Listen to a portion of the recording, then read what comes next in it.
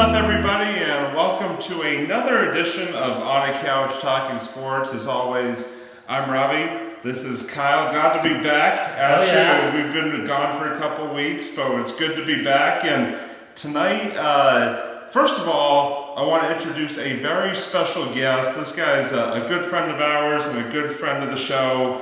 His name is Matt, big sports guy. So Matt, welcome to the show. Thanks for coming aboard. Hey guys, how are you? Thanks again for the opportunity to chat with you guys. No problem, Matt. So for today's episode, what we're going to do is the three of us are going to go over our favorite players in each of sort of the four major sports. We got MLB, we got NBA, we got NFL, and we got NHL. So we're going to see sort of who we like, who our sort of top players are. So Matt, since you are the special guest, you take the floor first. I think it's kind of hard, guys. I think it's hard to pinpoint certain players. Do you guys want to pick a lead to go with? Should we just pick a sport? Maybe? Pick a sport. Let's start out with MLB. Okay, MLB. I'll say it's probably old school, but I think we all appreciated this player growing up. I was always a huge Ken Griffey Jr. fan. When I was playing Little League baseball back in the day, I made sure that it was mandatory that I ended up having like a black bat, black baseball glove. I love the way that he played, and the big smile that he always brought to the game every single time. He always played. I remember seeing him a couple times, whether it was my father, my grandfather. So I would have to say Ken Griffey Jr. is hands down still will always be my favorite Major League Baseball player. And it's hard because there's certainly a lot of them, but he might be the cliche answer, guys, but that's definitely my go-to one. I would have to say that's a really good one. Ken Griffey Jr. Yeah, I like him. I would have to say my favorite Major League Baseball player would have of all time, and this is a tough one. I'm going to go way old school, way before my time. Red Sox legend Ted Williams. I'm going to go the splendid splinter, hit 400 in a season, last player to do it. I just love the way, just from watching old films of him and stuff like that, the way he played the game and just what he meant to the Red Sox fans everywhere. And just, I think that would have to be my all-time go-to there. So, Kyle, what do you got? Me? Let's see. For baseball, I gotta say I like Big Papi. I think he plays the game with heart. I'm going for a more modern pick. I think, I just like the way he plays and his attitude towards the game. He works really hard, but he seems like he's having fun at the same time. So I like that about him. That was my close second. I would say would be Big Papi. Big Papi. So now. Matt, what about let's see, what sport can we go? Let's go NBA. What do you got NBA? Sure, for the NBA, it's a tough one. I think throughout the years when I played basketball, growing up all my life. I mimic the course. I was power forward or small forward on certain teams, but I would mimic. I was a huge Knicks fan for quite some time, so I watched a lot of those great teams. Charles Oakley and Larry Johnson, Patrick Ewing, Chris Childs, Allen Houston. We could go on forever with them. And there was some great rivalries with them against the Heat and the Pacers back in the day, even the San Antonio Spurs in the NBA Finals. They gave the nickname Grandpa, but I love Larry Johnson. I think he still, to this day, only holds the 4-point play where I believe it was an NBA playoff game where he shot a three-pointer and he was also fouled, so he completed the 4-point play. So, I love the way he played, and, kind of similar to Griffey, big smile all the time, a hard hustling guy, got the rebound. He may not have been a flashy guy, like he may not have been like a Tracy Brady or Vince Carter back in the early part of their stages, or, maybe a Paul Pierce, but, I always loved the way he played, and, for a lot of the years, and that's why I hit down basketball when I was younger in elementary school, middle school, I always had to have number 2 because of him. All right, well, that's a pretty good pick. I'm actually going to go with one of the players that he just sort of mentioned in that Paul Pierce. I think it's always been one of my sort of my favorites since he joined the Celtics. You know, the truth, the captain, whatever you want to call him. I know he's with Brooklyn now, but I love the way he plays the game and just the way he just conducts himself on and off the court. And just, you know, I think he just brings such a great heart and determination to the game. And it was really sad to see him last year leave the Celtics, you know, after his entire career. I wish they could have figured out a way to hold on to him. But Paul Pierce has definitely got to be my go-to guy. Paul Pierce, yeah, that's a good choice too. Both good choices on both your parts. I gotta say, my favorite, I don't know, maybe it's because I watched Space Jam recently, but I've always... I watched the midnight showing of it, I'm not gonna lie. I did it. I like Michael Jordan, so... Not because he played with the Looney Tunes, you know. Although that was pretty cool, but I just like the way, you know, he again was another player I thought who had a lot of heart. He was very talented. He worked so hard at basketball. He would practice so much at that sport. He loved it. So, you know, he was really dedicated towards that. So I can always respect a guy who's dedicated towards his sport.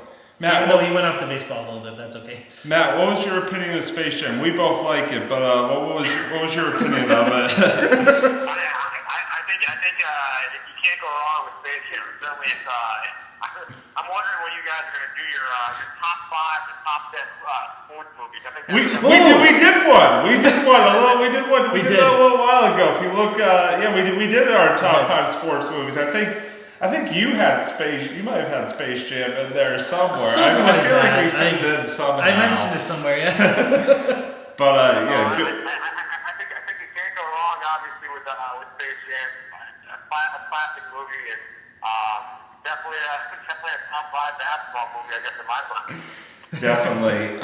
So we're about halfway through. So let's go with NFL. Who you got for NFL, Matt? I'll tell you what, this is tough because there's so many. I'm out of all the four major sports. You know, the NFL is hands down my favorite. I live for Sundays, even Monday nights. I guess I could say Thursday nights too. So it's kind of. I think it's hard to pinpoint. You know, growing up, still a Cowboys fan along with a Patriots fan, and you know, I do get a lot of heat for that from friends and colleagues. But you know, it's hard to pinpoint one different guy. I think, you know, I could give you a slew of names. You know, one of the guys I always loved watching growing up, I you know, would imitate him on the backyard when I was to my buddies in the backyard was, you know, Troy Aikman. I love the way he handles stuff in the huddle and under pressure. You know, again, there's a lot of different quarterbacks that are in the league. I mean, today, you know, I love the play of Drew Brees. You know, Drew Brees is, you know, about a 5'11", 6-foot quarterback that just, you have to love the swag that he brings to the game. And, you know, I also definitely can't overlook defense. And, you know, it's hard to just choose one out of this group. But, you know, I know all three of us were not around when this was playing, but you have to give credit. I would have loved to have seen the Pittsburgh Steelers in the 1970s. You know, Joe Green and Mel Blount, and you know, even Tony Dungy was part of that squad, and Jack Harris, excuse me. And so there's, I think it's hard, Robbie, to pinpoint just one player or one group, but I think those are a couple of guys that I definitely enjoyed watching. And you know, I've always enjoyed watching, you know, Peyton Manning and Tom Brady together. It doesn't matter how old they get; they can be playing in wheelchairs. It's still a game to watch. Yeah, it is worth pointing out. Matt is a Cowboys fan, and Matt, I gotta ask you, where does Tony Romo rank right now in terms of the quarterbacks of today's NFL, in your opinion? You know, Tony Romo is, in my opinion, he still is the top 10 quarterback. I don't think he's in the top echelon of, you know, Brees, Rodgers, and Brady and Manning, and you know, Ben Roethlisberger, definitely things up there. I think Eli Manning is probably where he's still, in my opinion, in that group where it's, you know, Eli Manning, Joe Flacco, and him. And you know, the reason why I throw Eli Manning in the mix is Eli Manning is a good quarterback. But you look at the past year, I'm pretty sure he led the league with about 35, 38 interceptions. But you know, Romo, I think, is one of those guys where, you if he can get a defense, which we had in 2007, I think he can be able to get over that hump. I think not only as a Cowboys fan, but I think for anyone who watches him play, the thing about Romo is you have to love his determination and his hustle and his focus for the game, and the fact that he is someone that always wants to win. He's a gamer. You look at his numbers, but you look at his play for the years, how he gets stronger and better, become more of a leader for that team, and be able to take on more initiative, take on more leadership roles. And I think he's still a top 10 quarterback, but until he can kind of get the momentum in the playoffs, that's where he'll be able to increase his mark. And I think, he can definitely be Jekyll and Hyde, but I think he's at least the top 10, but he's probably that low. He's at 6 to 10 where he's at. All right, well, Kyle, who is your favorite NFL player? Oh man, NFL. That's a tough one. It's funny. For some reason, I don't know as many NFL players. I just know the teams more, but I don't know. There's a few in mind though. I guess for now, I'll just have to say.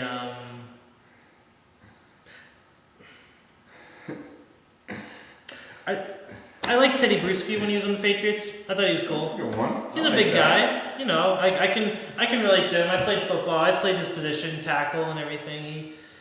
I respect the big guys. I respect the line. So I'm gonna have to go with Teddy Bruschi. I think that's a great pick. Oh, I think Teddy Bruschi, was one of the top Patriots defenders of all time. To be honest, I'm gonna go with sort of a more generic pick, I guess. If you go, I'm gonna go Tom Brady. That was my other choice too. Yeah, I think the Tom Brady.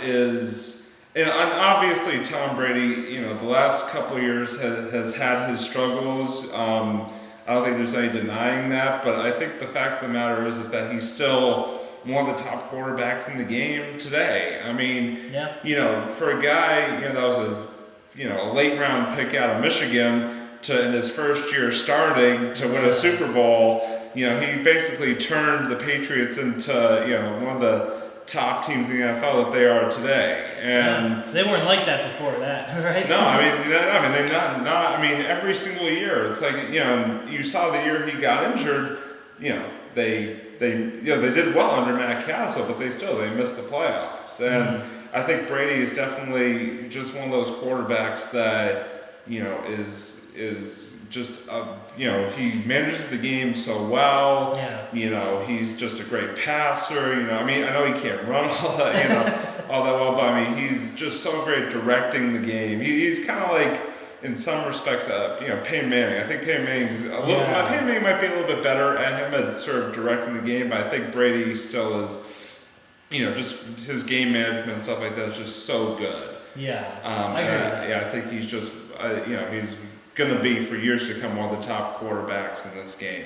All right, so final sport. Obviously, with the playoffs going on right now, with a local team. And might as well go with them last. But the NHL, man, who you got? Well, I'm going to stay local here. I'm going to give my angle to a guy that has a statue right outside of right on Cobblers Street. His name's one Bobby Orr. Again, playing with the Bruins from 1966 to the 76 season. So again, 10 years with the Bruins. And you look at his numbers. I have a few numbers in front of me here where he had 120 points. In the season when the Bruins won the 1970 Stanley Cup with the Blues, 2 years later when they win, he had 117 points. So he had over 80 assists and more goals though, less assists. But I think he had to have Bobby Orr, a guy that was again inducted as the player in the Hall of Fame in 1979, and obviously Norris trophies and Hart and all that. And I think when you think of, of course, there's various players that you think about when it comes to Bruins, but I think Bobby Orr is kind of the name that's kind of engraved or kind of inked, or linked at least, with the Bruins. So that's my go-to guy off the hockey. That's a good pick. Bobby Orr, that's a good one. I like Bobby Orr. Yeah, that's Guy's a good man. one. I'm gonna go with another Bruin. I'm gonna go with a little bit closer today, but Ray Bork. Ray Bork. I think that he was one of, along with Bobby Orr, is definitely in the upper echelon of great, at least Bruins players, if not players in the entire NHL. Ray Bork was just such a good player, just such a good person. I remember I got an autograph from him one time in the Natick Mall, which was like really cool. Ooh, nice. Yeah, he was just such a selfless person. Not only a selfless player, but a selfless person. I remember, you see these images of him giving up his number when they retired. He was wearing, I think it was Phil Esposito's number, and when they retired he actually went out and gave up the number to Phil Esposito. So I mean that just sort of shows you the type of player that he was, and I just think he's will be remembered as one of the top Bruins players that played the game. So Kyle, very good pick. All right. Let's see what you got. Well, unfortunately, I'm not going to pick a Bruins player, but surprisingly, I'm not going to pick a Canadiens player either. I'm going to say Martin Brodeur. I like him a lot. I know, kind of random pick out of left field, but I went to a few Jersey Devil games when I used to live in New Jersey for a few years. I went to a few of those games, and I got to say, I was very impressed with Brodeur. I think he's one of the best goalies out there right now, to be honest. He's just great, and he's Canadian, so count for something. All right, so so that wraps it up for this segment of the show. Matt, before you go, any predictions for the ongoing NBA or NHL playoffs? Guys, I still think it's going to be Heat and Spurs. I think that's a fun series, but both these series right now going on are again just really kind of maybe the marquee must-watch games, and whether you're a basketball fan or a hockey, I get to hockey in a second. I think it still does come down to LeBron James versus Tim Duncan, and I still think that's a 6-7 game series. I like the Spurs this time around, but the Heat have obviously shown us last night that hey, they're really played, but we always know they are. So we'll certainly see that. I think for the hockey, I think for the NHL Stanley Cup, I expect the Rangers to sweep the Canadiens. Sorry, Kyle, I'm here. Don't worry about it, no problem. I could kind of see that coming because they lost the first two, so that's okay. We will certainly see on that. And I think out of the West, I still think Chicago's going to play. I still think Chicago's the stronger team.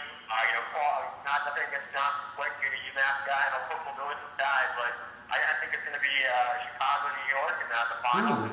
I'll go with Chicago to win it this year. But I think Martin St. Louis, obviously a little bit of an emotional time right now, the passing of his mother, but I think that's kind of maybe in some ways could be the carry, could be what in some ways kind of inspires. And I had a chance to get to watch it. I was watching the other night, after the game where they had some video in the locker room where they were handing out how the Bruins do the Bruins have the jacket, well, there's the Broadway hat and the Broadway blue shirts, and there could be some magic in a little run here for the Rangers, and I think that's been a fun start to them, and I think it's been a fun start to the Heat and the Spurs. So that's kind of those are the teams I'm going to be watching for right now.